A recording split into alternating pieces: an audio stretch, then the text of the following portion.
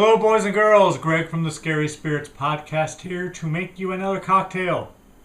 This week's cocktail is called the Witch Doctor, and it is the featured cocktail in today's episode. We're going to start with a glass filled with ice. To that, we're going to add white rum, 1 ounce.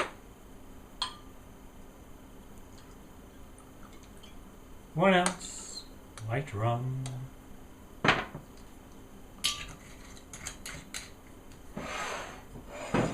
Coconut rum, 1 ounce.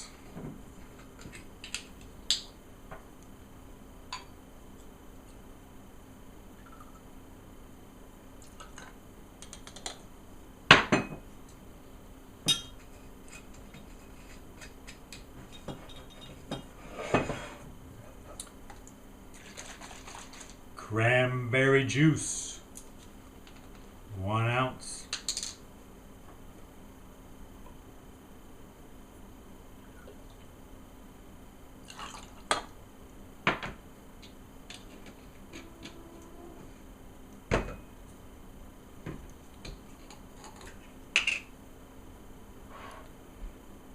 Fill with orange juice.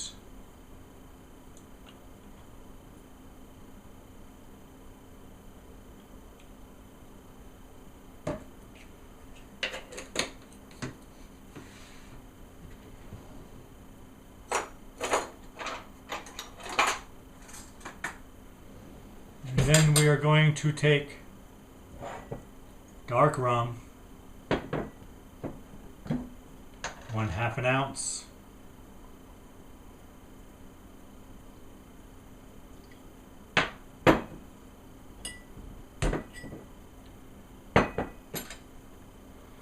And we're going to float it on top, boys and girls.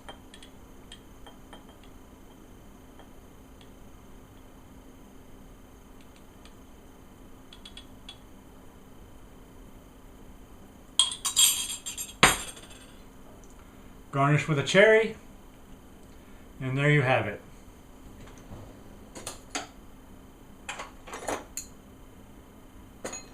The Witch Doctor. Cheers.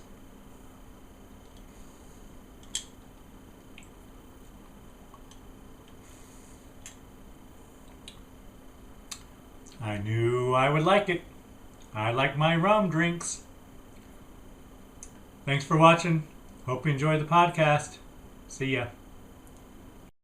Sometimes a movie is greater than its parts. And that just might be the case for this week's episode of the Scary Spirits podcast, White Zombie. Maybe it isn't the greatest movie you've ever seen, but it's an OG, the first full-length movie featuring zombies.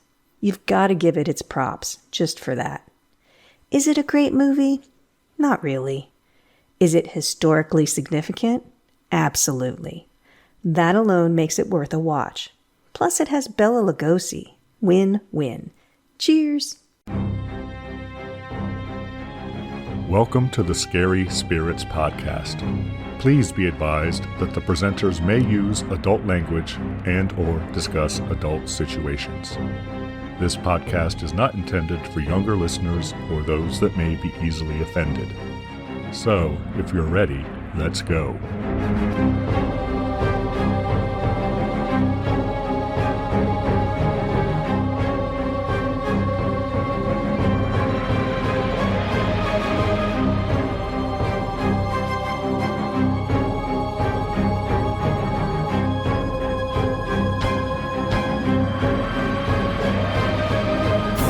Hi everyone, I'm Greg. Hello, I'm Karen. And welcome to the Scary Spirits podcast, the podcast that combines the two very different but highly compatible worlds of scary films and alcoholic spirits. What could possibly go wrong? Indeed. How are you, Karen? I'm doing great. How are you, Greg? I'm good, Karen. Thank you for asking. It's what we do. Karen, I believe this week's film was your choice, was it not? Yes, it was. And what film have you chosen for us this week, Karen? I chose the 1932 film White Zombie. White Zombie from 1932. So I assume it's not a documentary about the band since it's from 1932. They were looking into the future. Okay. Any reason you chose this film, Karen? It's Halloween, and I went with a zombie theme this month. You did, Karen. Plus, it's, historic. Is it? Sure. Just because it's old since it's Well, from no, the it's 30s? the first feature-length zombie film. Ah, okay. Or it's considered to be, allegedly. Well, when did I Walk with a Zombie come out? When was that? 1904. Oh, it's like 10 years later. So, yes. This is the OG. Okay. All right. This is the one that spawned them all. Okay. Do you have a cocktail for us to enjoy while we discuss this film, not about the band? I do. And what would that be, Karen? It's from food.com, and it's the Witch Doctor cocktail. The Witch Doctor. A tasty tropical cocktail. And lucky for you, there was a witch doctor. Yes. I was holding my breath there for a while. But there's two, actually. It's a good thing he introduced them all, but go on. Yes. Well, no, there's Pierre, too. You're going to need 1 ounce of light rum, 1 ounce of coconut rum, 3 ounces of orange juice, 1 ounce of cranberry juice, ½ ounce of dark rum, a maraschino cherry, and an orange slice, if you're fancy. So it's lots of rum and fruit. Yes. In a glass filled with ice, pour in the light rum and the coconut rum. Add the cranberry juice. Fill with orange juice and float dark rum on top. Garnish with your cherry and orange slice. I tell you what, that first sip is all dark rum. If you don't, mine was all orange juice. Well, you didn't layer your dark rum. Yeah, I did. Top, it was on then. top, but I have a straw, so I was sucking from the bottom, Karen. Oh. As is typical. The bottom feeder that you are, yes. So I sipped it. I thought, oh my God. But then I swirled it and it's much better. I love my rum drinks, Karen. Yes, you do. And plus there's plenty of vitamin C that, it's very important to us boys and girls. See, I'm just looking out for you, trying to make you healthy. Thank you, Karen. Glad someone is. Should we give our friends and listeners time to make their own, Karen? Of course. Hold on.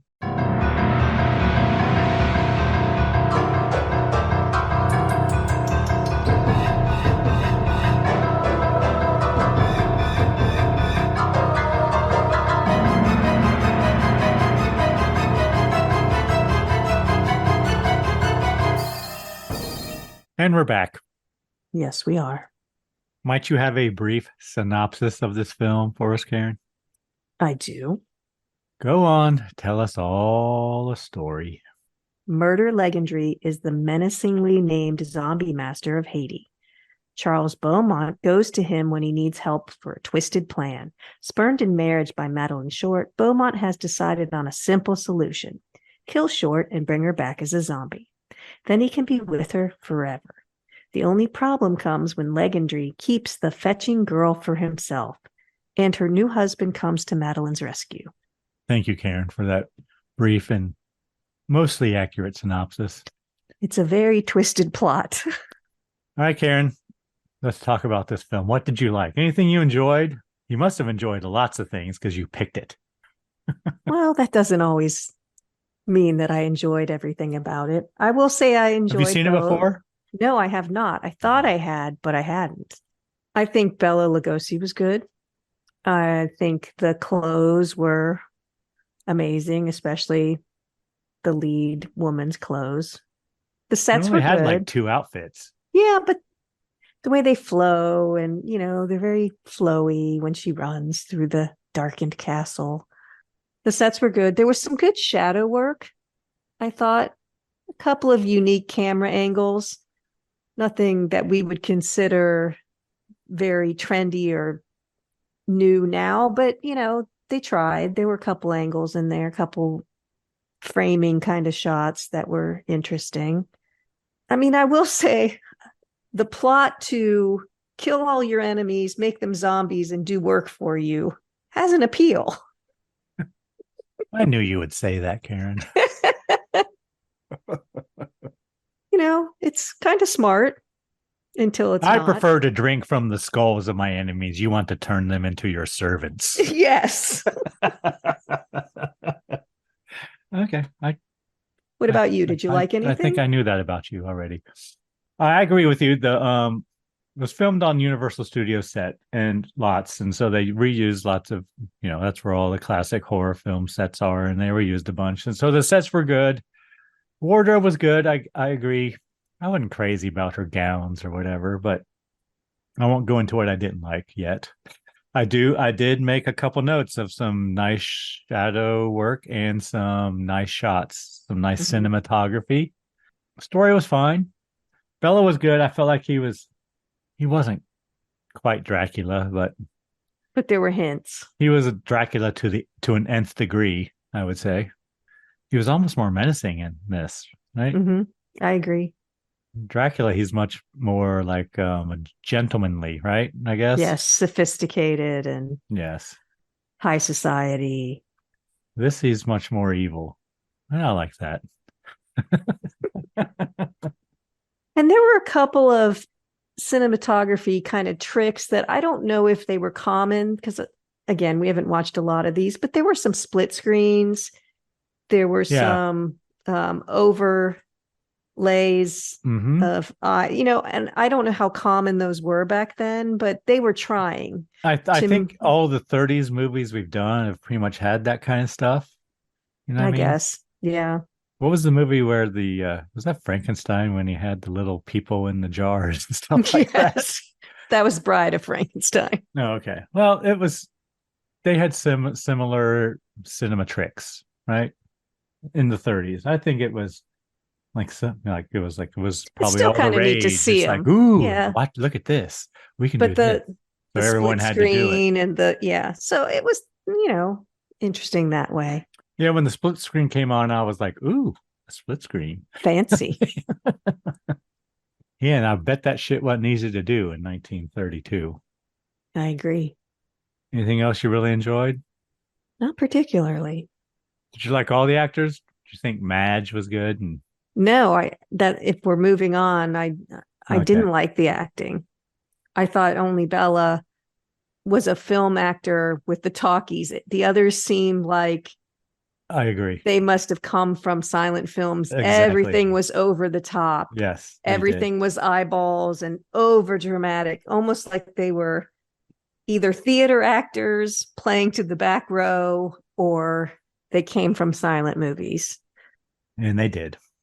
Oh, well, so the acting wasn't good. I thought the plot was not confusing, but just kind of strange and over the top. And there's some inconsistencies that we'll probably talk about. But no, I didn't. The acting wasn't great, I don't think. And the story was okay, but it just seemed very convoluted to me. Okay. It is based on I think it was a play. I also mentioned a book or a story called The Magic Island or something. I mean, it was interesting too. I don't know if you noticed that everybody was in white except Bella, who is the villain, and he was in black. It's very true. I didn't notice that. So that was kind of the doctor is in black as well. But he's a minister. And the butler. Yeah, but you see the and the maids. They had white on them. The main characters, I'm talking about you're right, the minister was in black, but he's a minister. And I do think it was in those times, I think I looked it up once before, why you wore white in the hot countries like that, So I'm sure it was partly fashion and partly these are the good guys and he's the evil guy. I'm looking at the Wikipedia page and I just can't help notice the image there, the theatrical poster that says, with these zombie eyes, he rendered her powerless.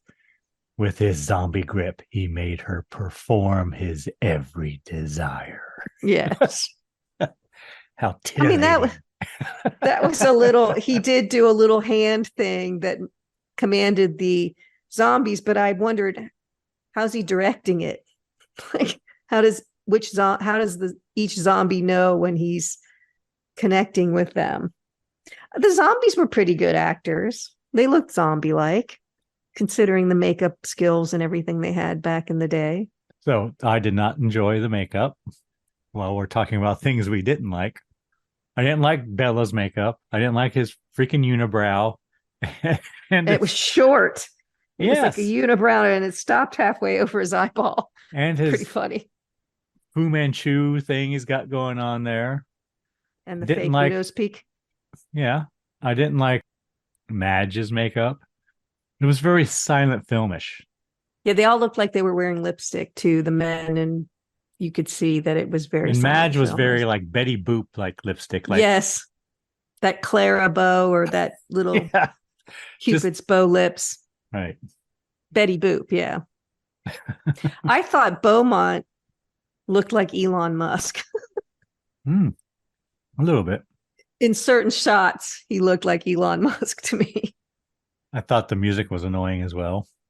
Yeah, I think it's a holdover from the silent films, you know. I do too, but yeah, it was. I find that interesting when we say that a lot with these films, that that's what they're used to, is just music playing over. But in the silent era, the music wasn't on the film. There was somebody in the theater playing a freaking piano, right? An organ, yeah, but yeah, or an organ or whatever. Yeah.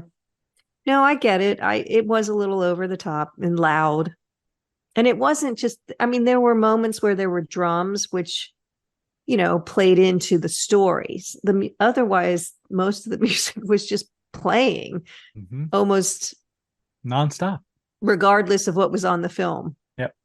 It's got to be background music. Got to be, to set the mood. And I'm not sure it did a good job of setting the mood. It was just music. You know what I mean? Yeah. Anything else to critique? No, I don't think so. What kind of cocktail rating would you give this film, Karen? Hurts me to say it a little bit, but I think it's a 4. Ooh, really? Do you? It's just the acting was so bad to me. And the story was convoluted, but there were really good points about it. 4 cocktails. I mean, do you think this it's a 3? This film was so bad, it took us 4 cocktails to get I don't want to say it was so bad. I think it was just, it's only an hour long, and I felt like 1 it was hour dragging. and 9 minutes. I know, I did too. I checked, but I was rushing as well. Well, I know, but for an hour to feel like it's dragging is a little odd. Yeah. It just, and there even seemed like there was extra audio stuff wasn't in it. Great either, but I know it's 1930s, but right, the quality wasn't good, but it even seemed like there were things that you could have cut out of it and still been okay. Yeah, I agree. Lots. It could have been a 39-minute movie, probably. Could have been. Yeah, I agree. At least a 50-minute. Yes, I know. I'm exaggerating, but yeah, there were a couple things I thought weren't needed in it. All right, 4 cocktails. Would you like to hear some reviews from the time, Karen? Of course.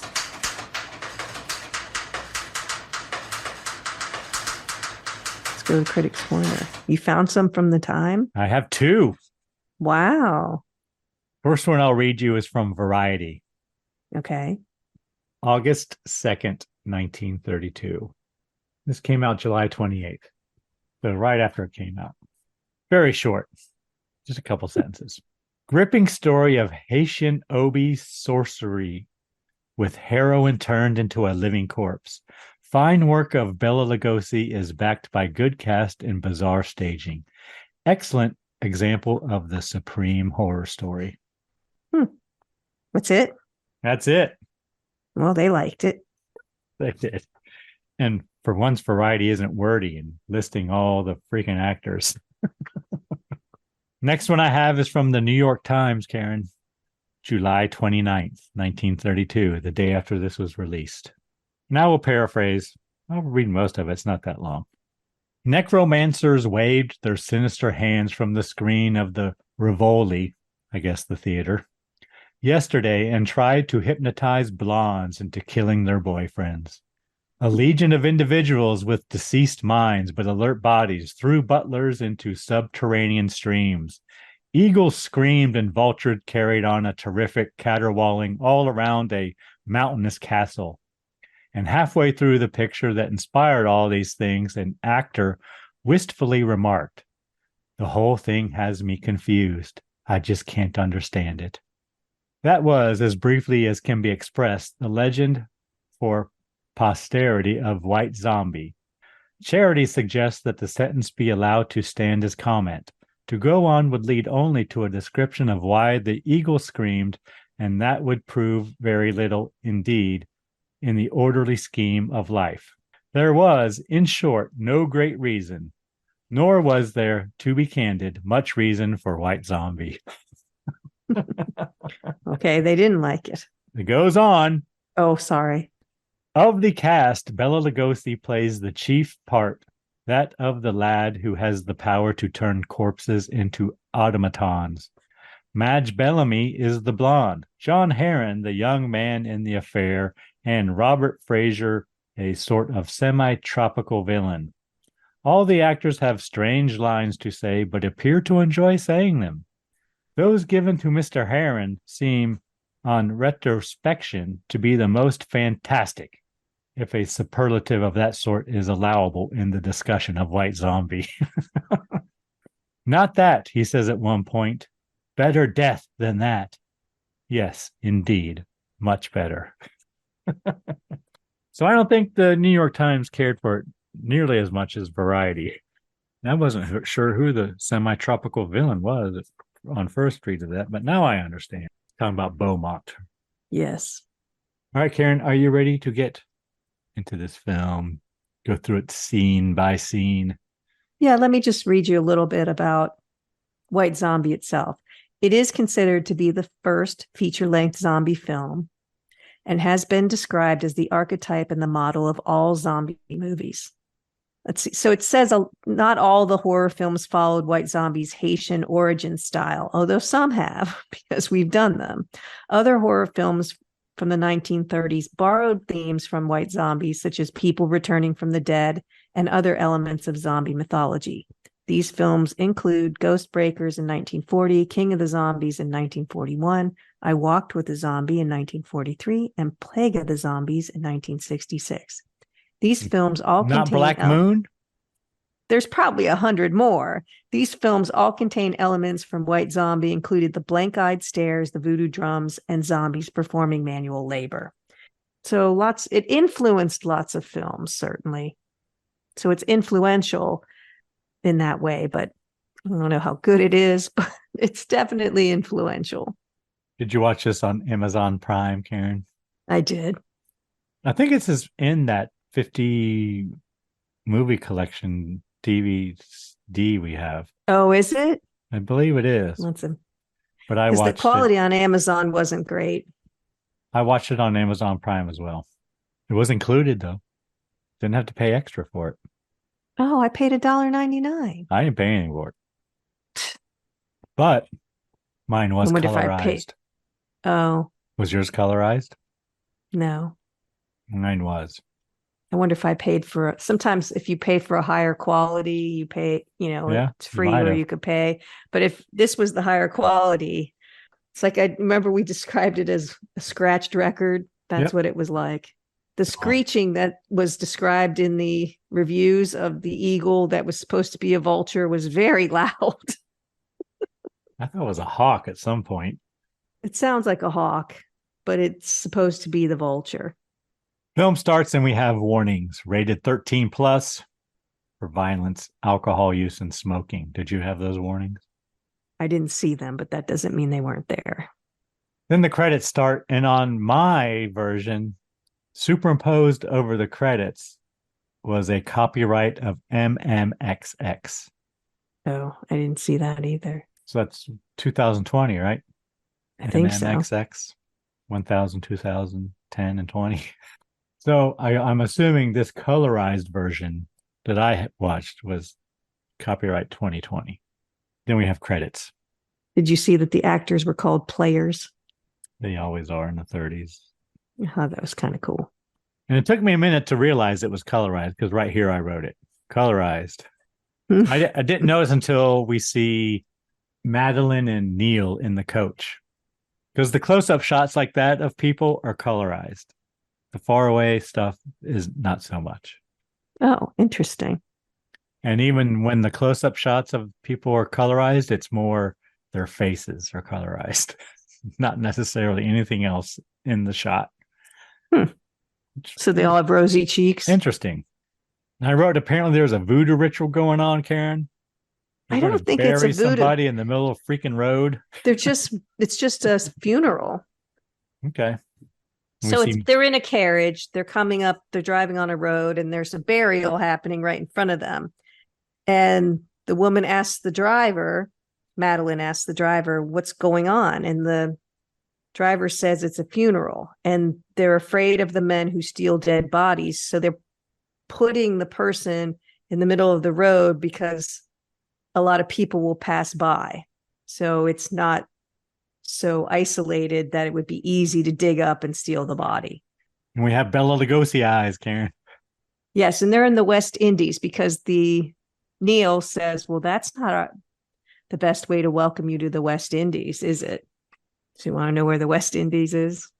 You probably know, but as I've mentioned many a times, my geographical skills are horrible. But is it in the Caribbean? Yes. Okay. It's the subregion of North America surrounded by the North Atlantic Ocean and the Caribbean Sea, which consists of 13 independent island countries and 18 dependency and 3 archipelagos. The largest island is Cuba. I was just going to ask, is Cuba considered the West Indies? Yes, it's the largest one. It's another thing is a group of islands off Central America, extending in an arc from Florida to Venezuela, separating the Caribbean Sea from the Atlantic Ocean. Why do they call it the West Indies? I don't know. But they're actually in Haiti. They mention later, and we'll talk about it later. Haiti just a little bit later. But the ones that aren't independent, Britain is their sovereign nation. Of course it is, Karen. Yes.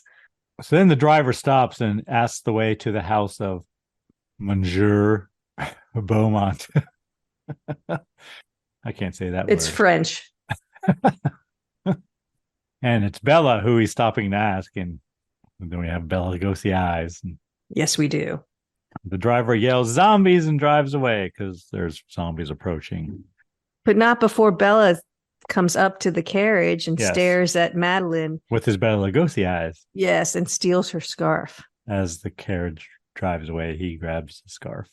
And she ripping it from her neck. Yes, it was like hands on my neck. She does overact. So they arrive at the house, and the coach driver explains that the men were zombies that they saw earlier. The living dead, Karen. And then he says, look, here they come. And we see zombies on the horizon.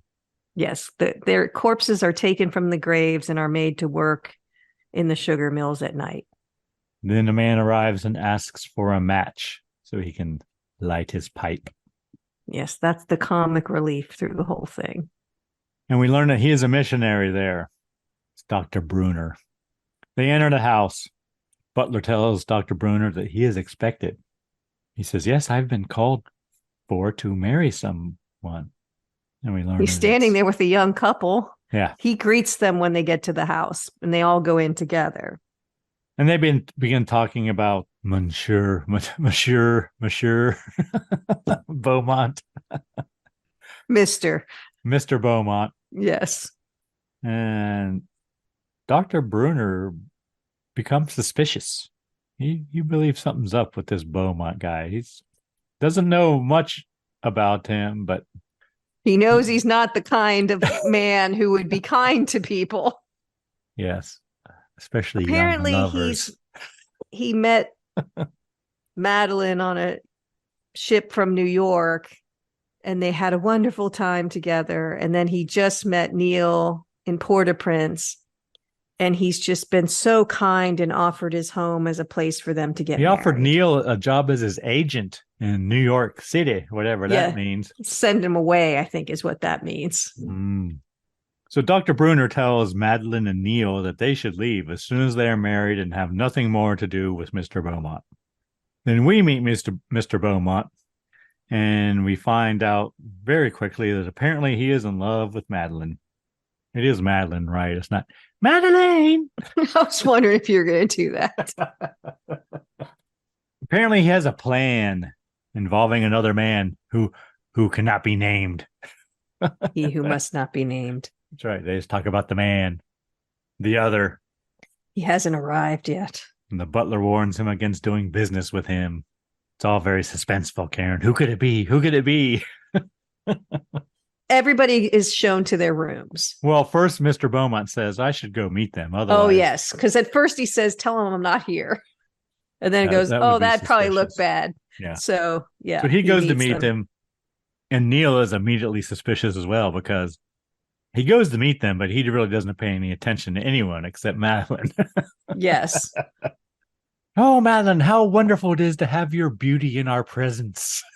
Whatever. He goes on and on about like that. Yes. So Butler goes to show Madeline and Neil to the room. As they're going up, there's a knock at the door, and the butler and Mr. Beaumont nod to each other. Yes. Must be the other, the man, whoever it is. Then we see Neil in his room, and he watches out his window as Mr. Beaumont gets into a carriage with what appears to be a zombie driving it. Yes, it does. Then we cut to what I think is a sugarcane factory. I think so too. The zombies are working hard. Yeah, they're dumping the sugarcane into a grinder like thing. And at one point, one of the workers falls in and no one bats an eye. They just keep walking. Nope, they keep going. Extra tasty sugar. Yeah. I was expecting a little gore there, though, but. Well, they're dead. Are they going to bleed? There was some sound effects, crunching sound effects. Yes. And this is a pre-code thing. You think that's pre-code? I don't you think know. they have shown that? I don't know. I don't know. But I wrote, everyone working appears to be a zombie. Then Beaumont goes in to the factory and he meets with Bela Lugosi. That's what I call him the whole time.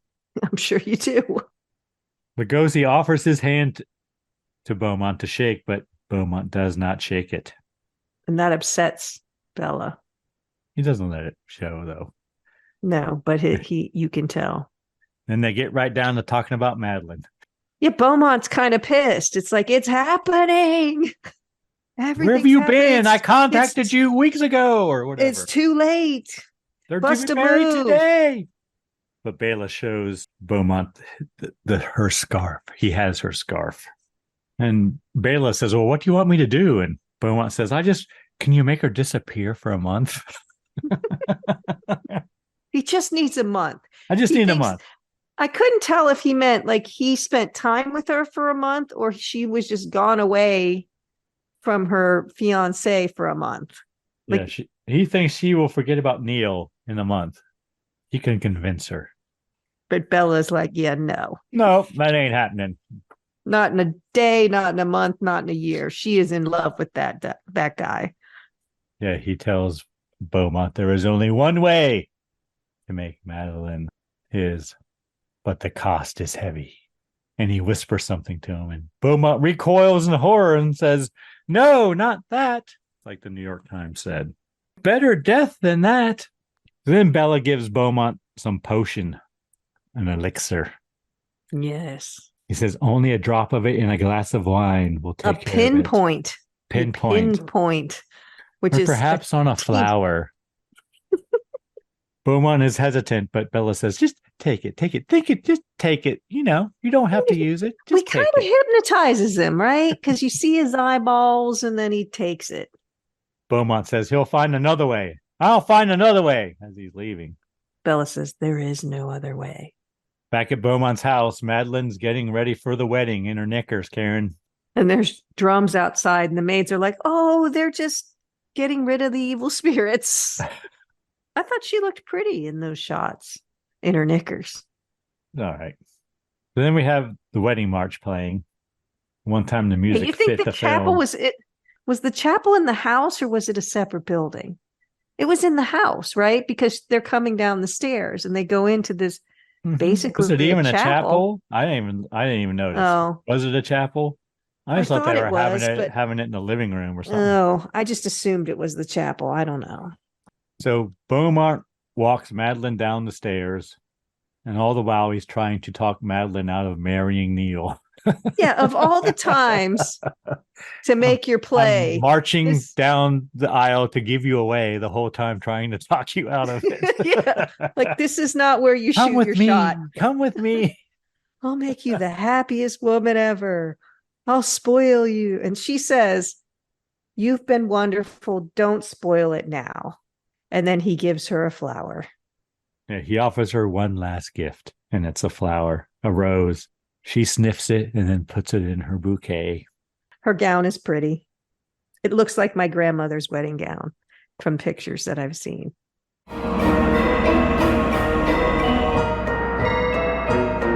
Hey, you're already halfway through the podcast. What do you think? If you like what you hear, can you take a minute and follow us on social media?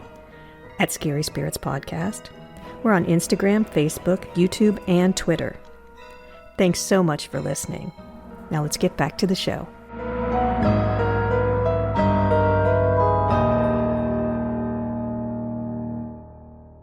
Then we see Bella outside the house.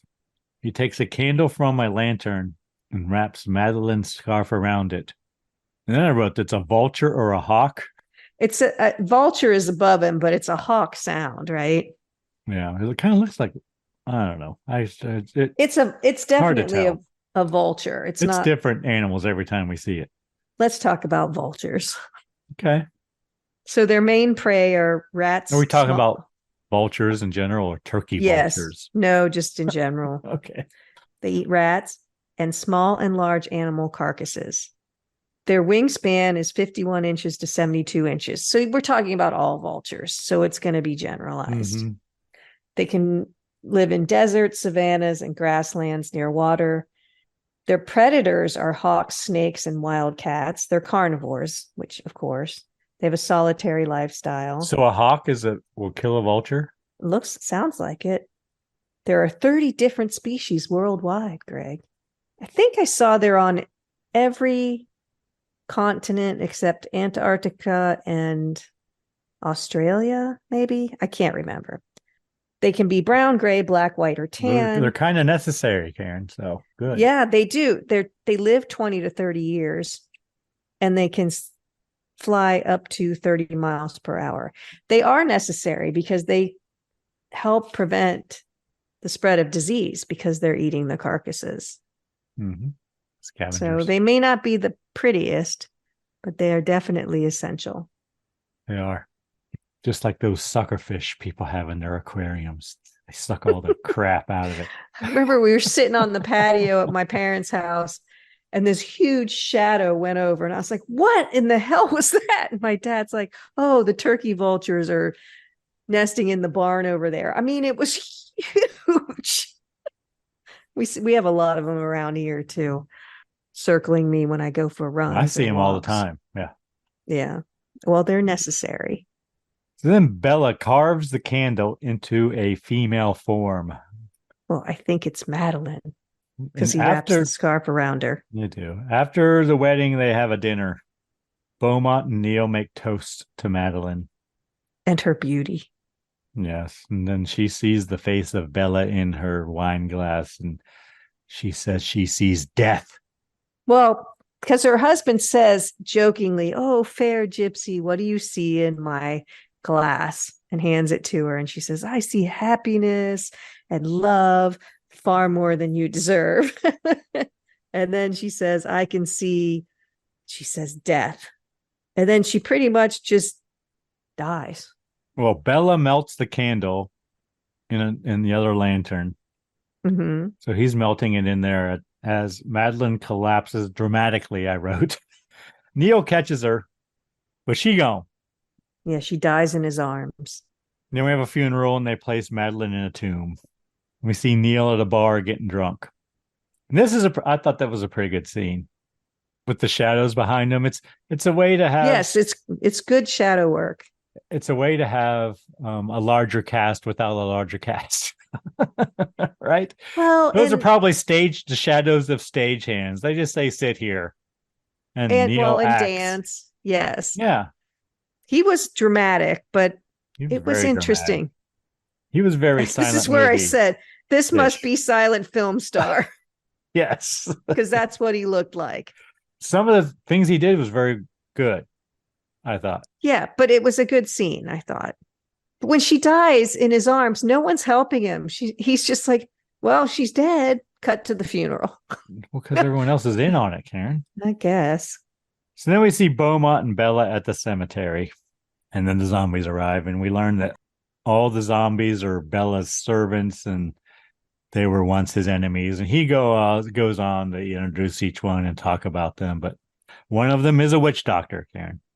Yes. Hence your There's cocktail. Yes.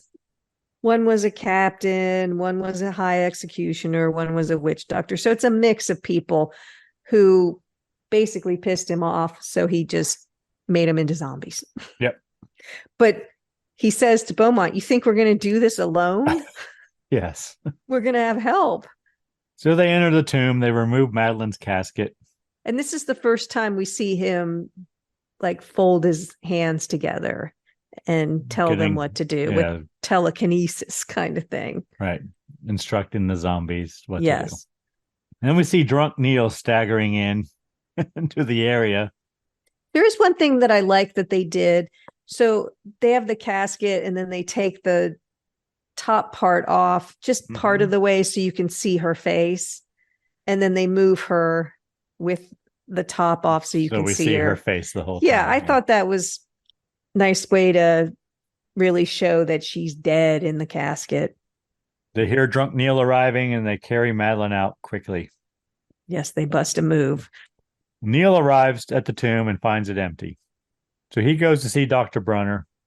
Doctor tells Neil that the body was either taken by a death cult to use her bones in sacrifice rituals, or she is not dead. And Dr. Brunner talks about superstitions of the island, and he hypothesizes that maybe Madeline was pronounced dead when she really wasn't, using some drug that would produce a death-like state. He does ask for a match. He always asks for a match. And then he begins to read from a law book to Neil. And according to local law, the use of drugs to produce a death-like state is considered attempted murder. Yeah, and if the person's buried alive, then it's actual murder, even if the person comes out of it and is okay. Yeah, so it's a thing there is what he's saying, more or less. And Dr. Brunner wants to go after the witch doctors. No, well, he wants to go ask the witch doctors about it. Oh. Right? Okay. And right here, I wrote there's a nice transition. Like the camera pans around and like Dr. Brunner sitting and Neil is standing and kind of goes, behind his arm and we see him and between his arm and his body. And then it cuts to the next scene. Yeah. I thought that was pretty cool. Yeah, they're trying. They have some unique shots in this. Yeah. Then we're back at the Beaumont house. Madeline's playing the piano. Zombie Madeline. Do you know what she's playing? I have no idea. Madeline sits at the piano playing Liebestrom with vacant eyes, ignoring Beaumont's attention. I don't know if I'm saying this right or not, but Liebestrom is a set of 3 solo piano works by Franz Liszt, published in 1850. They're love songs, kind of. Yeah. I think made from poems. Liebestrom, sorry. Yeah, Liebe is love in German. Franz Liszt. Not and really that familiar with Liszt, but I'm more of a Wagner guy myself, Karen. But go on. Beaumont's trying to give her a beautiful necklace. He's trying to communicate. She just doesn't pay any attention to him. He doesn't like it. No. Jewelry can't bring back the light in her eyes. Jewelry might bring back the light in my eyes. Somebody was giving me that big diamond necklace. I'd be like, okay, I'll light up for that. He wants the old Madeline back. Yeah, so he regrets turning into a zombie and he tries to get Bella to bring her back to life. They share a drink and Bella drugs Beaumont. Now, would you ever take a drink from him? No, especially the way he handed it to me. Yes, with his hand over the top. It was very Like he obvious. was doing a little sleight of hand, like he's dropping something in it. Yes. And then when But he goes even to grab so, his, he grabs it from the bottom like normal, whatever. and just the fact that he said just a pinpoint in a glass of wine is all it takes. Would you drink it? No, No. no. And then the butler tries to attack Bella, but he gives him I the don't Bella Lugosi eyes. I don't know why that happened. Because Beaumont calls out to him. Yeah, he kind of tells him to bring us wine, and he does, but I don't think he was in on it. His name's Silver, right? Silver, yes. And he says, Silver. He yells at him and he tries to whack Bella with the tray or something. And I don't know that they even knew each other. It was weird. But everything goes blurry and zombies come in and they take Silver away. Yep, and they throw him into a moat, ? I wrote. Yes, some sort of water feature. Well, according to New York Times, it's a subterranean, what'd they call it? Well, whatever it is, he continues Stream. Subterranean stream. He continues to scream once he's dropped in there. And again, we have a vulture at a window, but it looks like a hawk to me at That this looks point. like a hawk. Then we see Neil and Dr. Brunner, and they're making their way to the castle On white horses. of Bella, wearing their white outfits. They're looking for the witch doctor named Pierre. And they have a guide, also wearing white too. But he's the witch doctor. Is he? Yeah, that's Pierre. And the guide warns them about the man they call Murder. It's the first time we hear the name Murder. And apparently Neil's not feeling well, Karen. Yeah, he don't look so good. You got jungle fever? Yeah, I guess. Instantly. Again, we see a vulture, and the guide tells them that the land the castle is on is called the House of the Living Dead or something like that. Yeah, the land of the living dead. And he's the only man that has ever come back from there alive. But he don't want to go there. Well, no. He made it out once. So then we're back in the castle, and we see Madeline goes to the balcony. And this is where we have the split screen of her and Neil. Yeah, Neil's like fever, laying in the sand beneath the castle, kind of. So they've gotten that far, but he's not in great shape, and the minister is there, but he's going to go up. The minister's like, I'll go. You stay here and rest. Dr. Brunner, sorry. And then the maids or the servants in the house wonder if perhaps she is remembering something. So then I wrote, Madeline and Neil make a telepathic connection, ? Yeah. In the split screen. Looks like they're thinking of each other or something. Then Neil makes his way to the castle. Stumbling. It's like he's drunk, but he's supposed to be feverish. Yes. Then the drugs begin to take effect on Beaumont. They're sitting at a table, Bella and Beaumont. And he's trying to communicate, but he can't speak anymore. But Bella is curious about what he's experiencing because he's the only one who actually knows what's happening to him before it happens. It's kind of an interesting scene because Bella's definitely tormenting Beaumont. Mm-hmm. You're the only one who really knows what's happening. So what are you feeling? Too bad you can't speak. You can't tell me. And he can't really move. And he keeps trying to get him to drink more wine. Beaumont grabs Bella's hand and Bella mentions, I remember a time before when you refused to shake my hand. Yes. Because he's kind of pleading with him. But no good. Then Neil arrives and collapses. Yeah, so where's Dr. Brunner at this point? I don't know, Karen. He's hanging out in the shadows, apparently. And then Bella does his little hand thing and calls on Madeline to come down. And I wrote right here, we have a nice shot of Madeline walking down the stairs through. Yeah, I think that's the second time they did it. It's like a cutout, almost looks like a 4-leaf clover, but no stem. It's like a piece of masonry, right? Yes. I want to say like looking through a banister, but it's not really a wooden banister like we would think of. It's more like a piece of brick masonry with a hole cut out like a fleur de lis or whatever in the center of it or something. But it's a nice shot. Madeline arrives and grabs the knife from the table that Bella was using to carve a male figure this time, I think. And Beaumont tries to stop her, but he is too weak. So now you get the feeling that even Beaumont is like, feels bad about everything. And Yes. Madeline and Neil should be together. It's true love. But Madeline takes the knife and heads towards Neil. And Beaumont tries to tell Bella no. He shakes his head no. But so Madeline begins to stab Neil, but stops. The knife's above her head, but she can't do it. Then we have Bella Lugosi eyes. And clasps of hands again. He's going to make her do it. She goes to stab him again, but her arm is grabbed from behind by, we don't see him, but it's Dr. Bruner.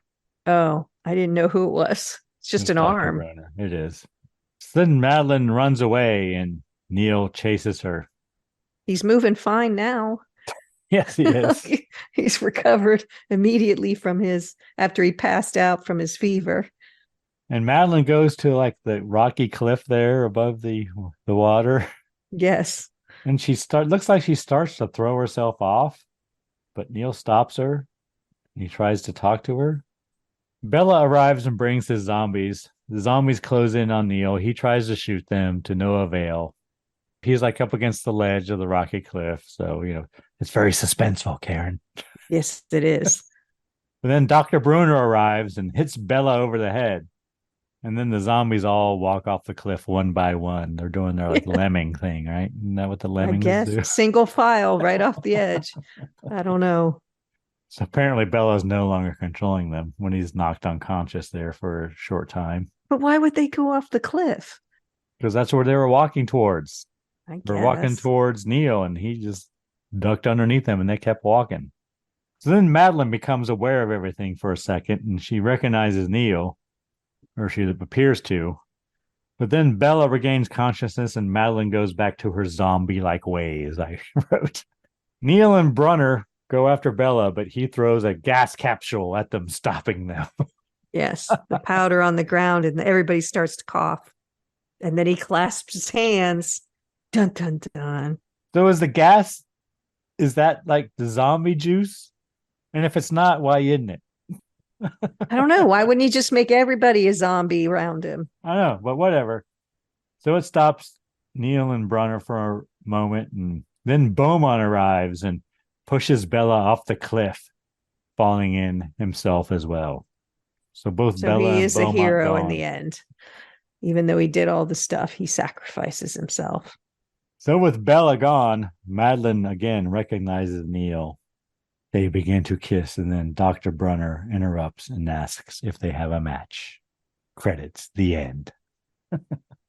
Yeah, I have questions. I'm just curious, why does Madeline come back? So she wasn't really dead, but the other people were. Like the other zombies were? Because all of them, once Bella was knocked on the head, should have come back like she did. I mean, we don't know because they all went over the cliff, but are all the zombie workers off in the mill now not zombies, or did they all just drop dead because they're dead now? Or what happens? We have a cast of zombies that we don't know what happened to any of them. Good question, Karen. Don't know. Do you know what I mean, though? Like, oh, yeah, but it never occurred to me until now. I just go with it, Karen. All right. It's zombies, Karen. Well, who's going to work the sugarcane fields? That's a good question. And who gets the sugarcane fields after Bella's gone? Who gets the estate after Beaumont's gone? And and the butler's even gone. Yep. Are the two maids out of work now?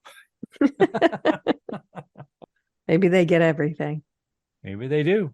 I don't know. It's just interesting that she came back to her former self. I was just wondering if everyone else did, or was she a special case? Or that is a good question, Mike, because she smelled the rose. She didn't ingest anything. She was still controllable, but maybe she wasn't dead. I don't know. Maybe she wasn't dead. Who knows?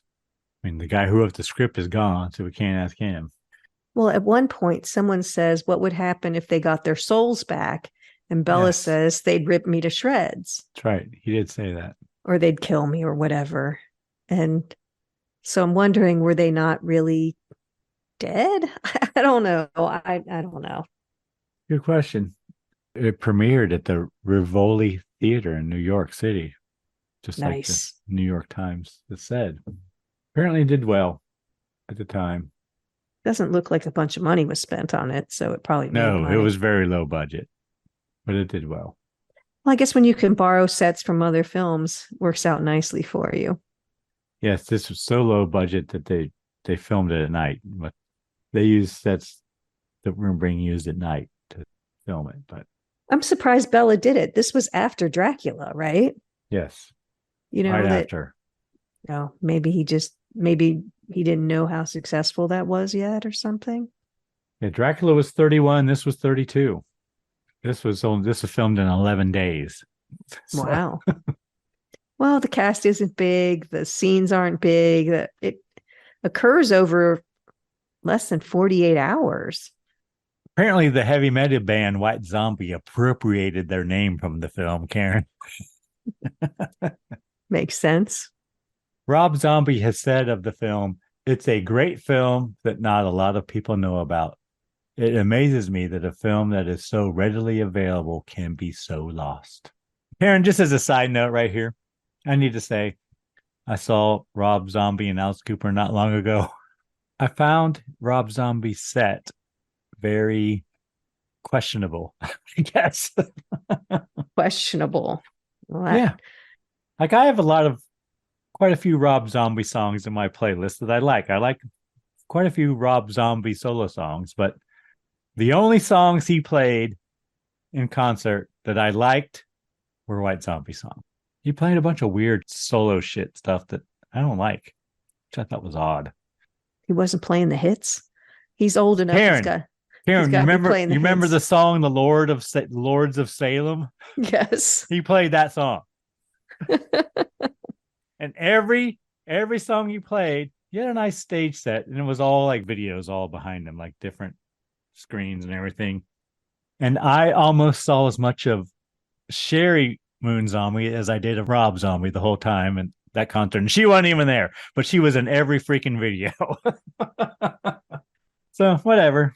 I mean, I guess he can do what he wants. The only songs I liked that he played were Thunder Kiss and More Human Than Human, right? Two White Zombie songs played. He played at the very end of a show. Well, you must have been disappointed. I mean, he played other popular songs of his, like, the Rotten Dead Girl song or whatever, and Dracula, which I don't really like those songs, but I don't know him very well, so I don't. My son went with me, and he enjoys those songs, but I don't. So I like going to California and Sick Bubble Gum and stuff like that, Karen. Sick Bubble Gum? The happy stuff. You know that song? No. Well, if I do, I don't know no. Well, yeah. I wish I had enjoyed it a little more because I really respect its significance. And you love Bela Lugosi. I do like Bella. His Bela Lugosi eyes. When I'm checking to see how much further I have to go and it's only an hour long, it doesn't make me. Sometimes I'm watching and I'm almost surprised that it's ending because I'm enjoying it so much. How much time was left the first time you checked? Do you remember? I do. 20 minutes at least. 40 minutes. The first time I checked, there was 40 minutes left. There was just a lot in it that didn't need to be in it. And I don't know. I mean, but again, I was rushing, trying to watch it quickly. Like I know, I can't speed it up. I respect it, but it's kind of like there's certain music artists, I'll say I respect it, but I don't really enjoy it. And like Jimi Hendrix, or I respect what he did. And, I don't hate the music, but it's not something that I listen to all the time. Respect it, but don't particularly enjoy it. That's kind of what this is to me. You don't like The Wind Cries Mary? Not particularly. I mean, I've told my son I want that played at my funeral. If it comes on, I'm not going to change it, but I don't seek it out. Red House, yeah, I just not my thing. It's just not. Yeah. But I respect it. Like, I understand its significance, and I know that it was important and, groundbreaking and all that stuff. It's just not something that resonates with me. And I feel that way about this movie. Okay. Well, you picked it. I did. I'm glad I saw it. I don't regret seeing it I don't at either. all. I just wish I would have enjoyed it more. That's all. I could think see in the time that it was kind of Well, it's the first groundbreaking. zombie film. I mean, that's gotta be, you've never seen that before? Think of how many zombie films you've seen in your lifetime. It's old hat. Mhm. This was new. And it's a bit Frankenstein-y, bringing people back from the dead, but it's a separate genre. Get the zombie. Okay. Or cocktails. Anything Starting we to feel learned? bad about that. No, it shouldn't. What'd you think of your witch doctor cocktail, Karen? Well, first, I'm so glad a witch doctor showed up in Two, the right? movie. Two. It's good. It's, again, reminiscent of a tequila sunrise.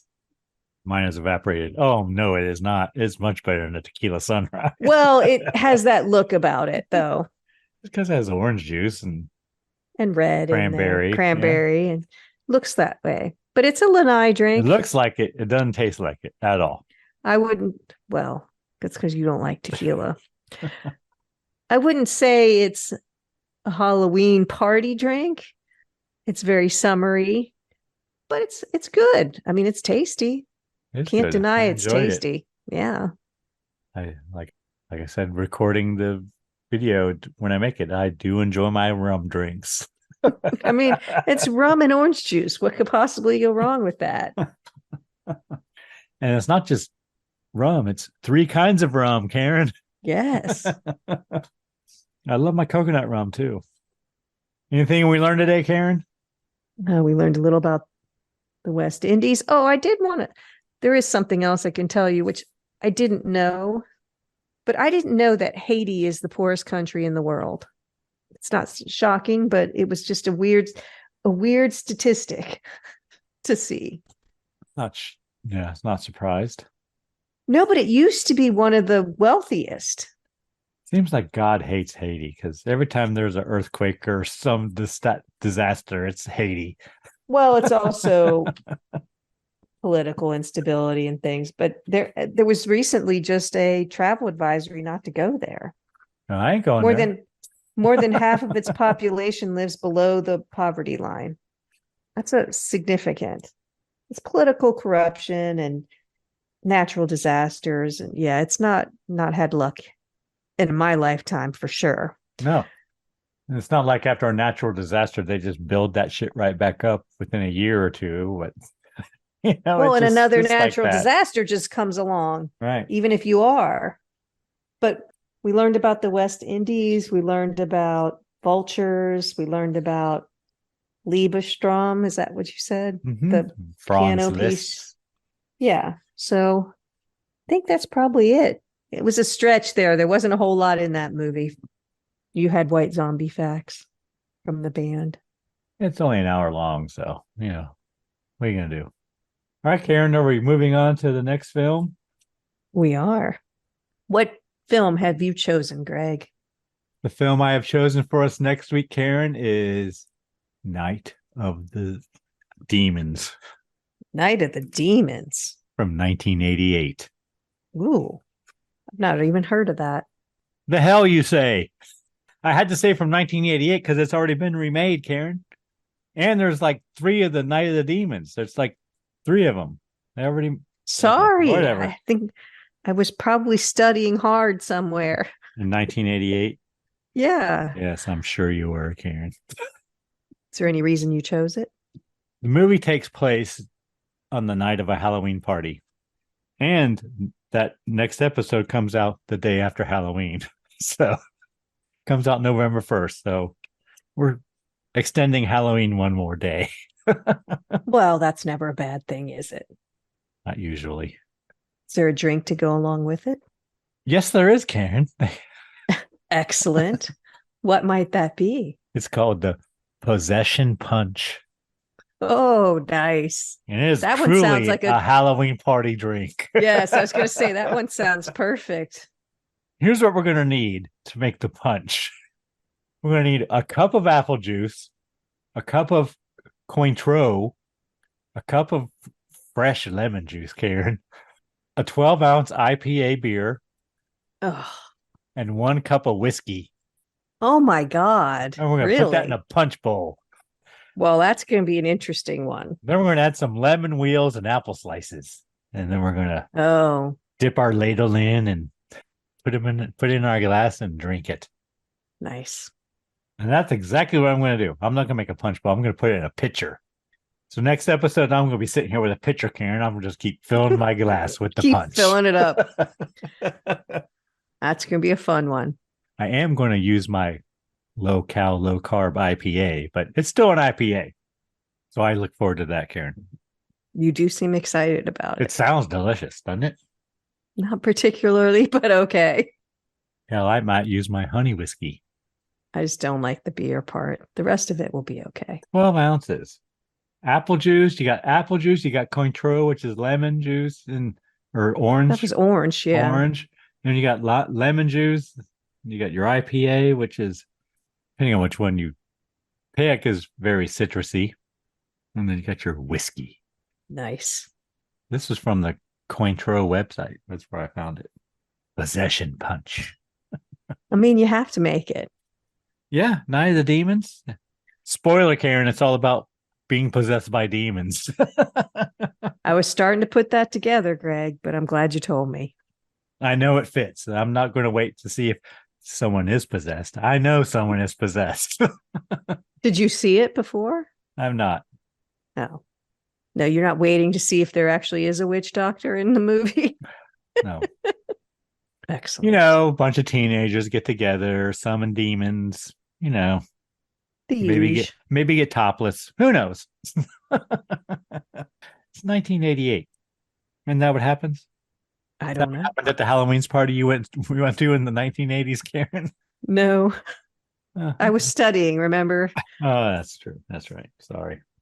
You didn't invite me to your Halloween parties back then. All right, Karen, anyone you need to thank this week? Well, we always need to thank our listener. There are a lot of podcasts out there. Thank you for choosing to spend time with us. What about you, Greg? Who do you need to thank? Need to once again thank the band Verse 13 for providing all the music in the Scary Spirits podcast. The music definitely makes the podcast better. Anything else, Karen? Well, happy Halloween. And definitely please drink responsibly. Yes. And at your Halloween parties, do not become possessed. Get in a circle with a pentagram and or start a Ouija reciting board. Latin and summon demons you know nothing about. True dat. Be careful out there, boys and girls. Hey, it's Karen, and I'm here to talk to you about getting social with us. Did you know you can follow us on Facebook, Instagram, and YouTube at Scary Spirits Podcast? Or check out our website, scaryspirits.com. If you have something to say, email us at info@scaryspirits.com. And as always, thanks so much for listening. Please drink responsibly.